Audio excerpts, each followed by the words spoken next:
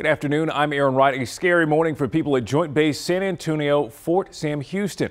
2 lockdowns have now been lifted despite an ongoing search for a person who illegally entered the post.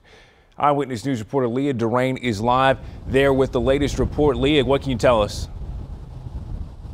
Aaron, one person is in custody, but another is on the run. We're told that those 2 illegally entered the post through the Schofield Gate around 4 this morning. Now, I'm standing at the North Walters Gate where plenty of people were waiting to get onto the base during that lockdown. The Schofield Gate is actually to the north of me. Now, security followed that vehicle, but the suspects ditched the car and ran. Authorities say one of them was taken into custody, but the other one vanished. The search is ongoing, but officials decided to go ahead and lift that lockdown around 10:30. The line of cars at the gate was able to make it through that checkpoint, go about their business. We're told that San Antonio police are helping Joint Base San Antonio-Fort Sam Houston security with that investigation. Now, we haven't learned just yet why the pair wanted to get onto the post, but as we continue to gather more details, we'll keep you updated. Reporting live from Fort Sam Houston, Leah Durain, KENS 5 Eyewitness News.